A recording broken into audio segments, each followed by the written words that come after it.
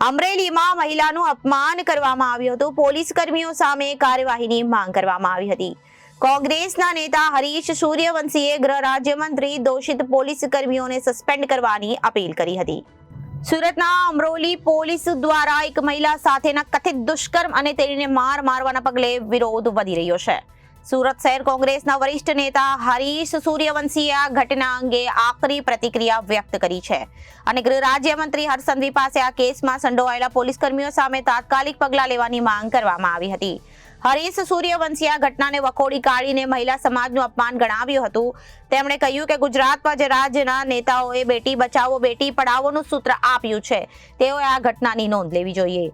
હરીશ સૂર્યવંશીએ જણાવ્યું કે ગુનેગારોને સરઘસ કાઢવાની પોલીસની પદ્ધતિ અને ગુના નિયંત્રણમાં મદદરૂપ થઈ શકે, પરંતુ મહિલાઓનું સરઘસ કાઢવું એ બંધારણ અને ન્યાયના મૂળભૂત સિદ્ધાંતોની વિરુદ્ધ છે.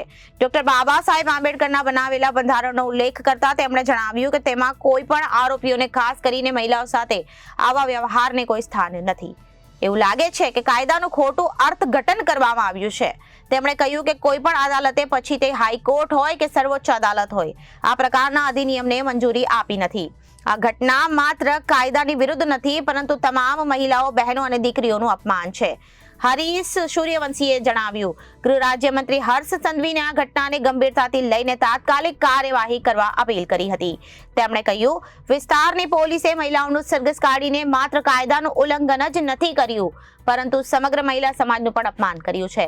તેમણે ભારપૂર્વક જણાવ્યું કે દોષિત પોલીસ કર્મીઓ તથા તાત્કાલિક સસ્પેન્ડ કરવામાં આવે અને તેમને સામે કડક કાર્યવાહી કરવામાં આવે, જેનાથી ભવિષ્યમાં કોઈ બહેન કે દીકરીને આવી શરમજનક પરિસ્થિતિનો સામનો ન કરવો પડે તે સુનિશ્ચિત કરવામાં આવશે.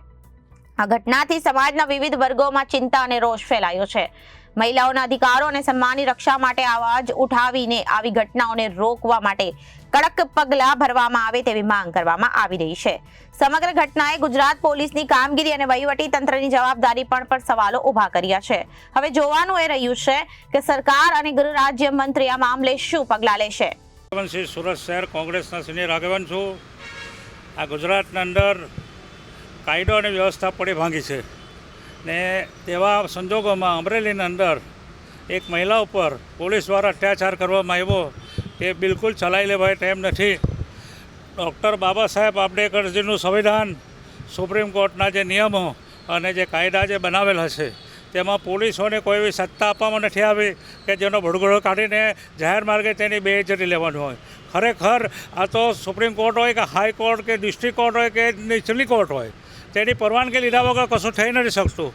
પણ આજના ગુજરાતની સરકાર અને જે આપણા ગૃહપ્રધાન જે હર્ષભાઈ સંઘવી છે તેને સત્તાનો એટલો નશો ચડી ગયો છે કે ભારતીય જનતા પાર્ટીના અંદર બખેલા ઝઘડાના અંદર તેમાં એક મહિલાને ટાર્ગેટ બનાવી અને રાત્રે 12 વાગે ઉઠાડીને એનો ભડગડો કાઢવામાં આવે એ કેટલી વ્યાજબી વાત છે.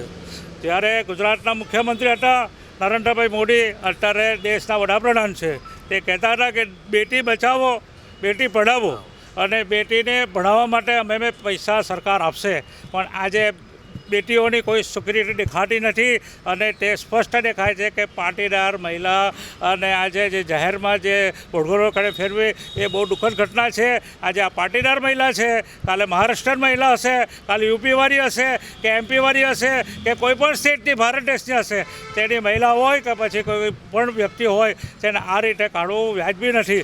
જો ખરેખર હર્ષભાઈ સંઘવીનો જો નશો ઉતરો હોય તો પોતાની માનું જો સ્તરનું દૂધ પીધું હોય તો તે તાત્કાલિક અસરથી એ જે અમરોલીના જે કોઈ પીએસઆઈ હોય કે પીઆઈ હોય કે કોન્સ્ટેબલ હોય તે સંઘર્ષ કરનારા છે તેઓ તાત્કાલિક ઘર ભેગા કરે અને જેલમાં નાખે તો હું માનીશ કે હર્ષભાઈ સંઘવીએ એની પોતાનું માનું દૂધ પીધું છે.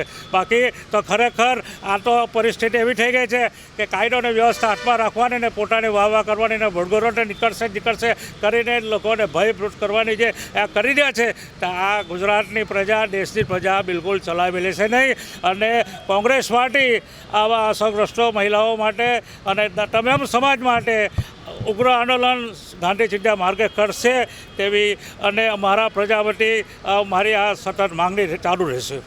Reporter Arvind Rathod, Janadesh news, Surat.